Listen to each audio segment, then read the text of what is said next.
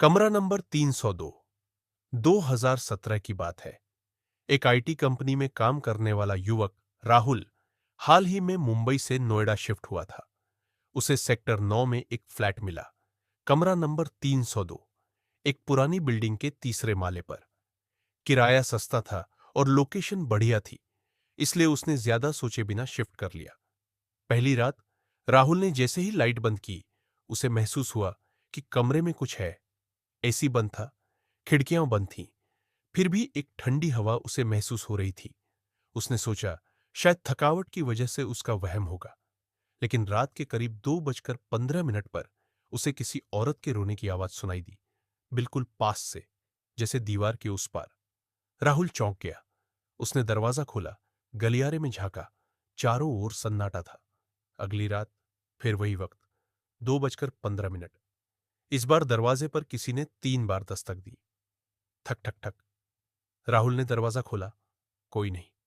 उसे लगा शायद कोई पड़ोसी मजाक कर रहा है। लेकिन जब उसने वॉचमैन से पूछा तो जवाब चौंकाने वाला था। साहब, तीसरी मंजिल का कोई फ्लैट 302 पिछले 1 साल से खाली था। उस कमरे में एक लड़की ने खुदकुशी की थी। राहुल के पैरों तले जमीन खिसक गई। अब राहुल थोड़ा डरा हुआ था, लेकिन फ्लैट छोड़ना भी नहीं चाहता था। तीसरी रात उसने सोने से पहले एक बड़ा आईना दीवार पर लगाया। रात 2:15 पर फिर कुछ हुआ। राहुल की नींद खुली और उसने देखा कि आईने में कोई खड़ी है। एक लड़की, सफेद साड़ी में, लंबे बाल और आंखों से खून बह रहा था। राहुल जैसे ही पलटा, कमरे में कोई नहीं था, लेकिन आईने में अब भी वो लड़की दिख रही थी। उसने घबराकर आईना तोड़ दिया और घर से भाग निकला। सच सामने आया। अगली सुबह राहुल ने पास के मंदिर के पुजारी से बात की।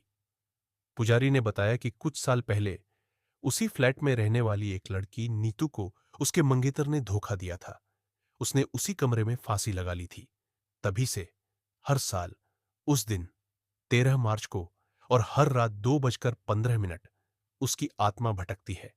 पुजारी ने हवन कराया, गंगाजल छिड़का, लेकिन कहा कि आत्मा को मुक्ति तब तक नहीं मिलेगी जब तक उसे इंसाफ न मिले।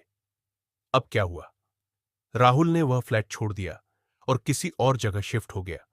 लेकिन आज भी अगर आप सेक्टर 19 की उस बिल्डिंग में जाएं और रात 2:15 पर गलियारे में खड़े हों, तो कुछ न कुछ अजीब जरूर महसूस होगा।